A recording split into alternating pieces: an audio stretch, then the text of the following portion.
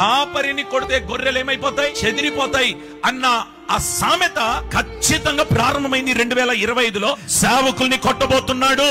గట్టిగా నోరు తెరిచి మాట్లాడితే, గట్టిగా స్వరం ఎత్తితే వెంటనే వారికి నోటీసులు ఇచ్చి తీసుకుని వెళ్ళి చెరసాల్లో పెట్టి, ఆ అజయ్ బాబు అనే దైవజనుని తీసుకుని లోపల పెట్టి గుండు కొట్టించి కాలుకు చెప్పులు లేకుండా ఆ మండుతున్న ఆ రాయి మీద నిలబెట్టి ఇదిగో ఒక బోర్డు ఇచ్చి ఏమండి అవమానపరిచినారు. బైబిల్లో ముందే రాయబడి, నా నామము నిమిత్తము నిందలు అనుభవిస్తారు, మిమ్మల్ని దూషిస్తారు, మిమ్మల్ని హింసిస్తారు, చెడ్డ మాటలెల్లా మీ గురించి పలుకుతారు. ప్రారంభమైంది అది.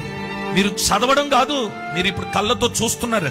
దైవజనుల్ని హింసించే విధానం, దైవజనుల్ని అవమానపరిచే విధానం. ప్రవీణ్ పగడాల గారి యొక్క ఆ కార్యాలు లేదా ఆ సన్నివేశాలు మీరు చూస్తున్నారు కదా. ఒక నీతిమంతుడు, ఒక యథార్థవంతుడు, ఒక సాక్ష్యం కలిగిన వాడు, ప్రపంచం వ్యాప్తము ఆ సువార్తను ప్రకటించాలని ఆరాటము కలిగిన వాడు రక్తము చిందిస్తే రక్తం వ్యర్థమైపోతుంది అనుకుంటున్నారా? ఆయన బ్రతికున్నప్పుడు క్రైస్తవులు విన్నారు.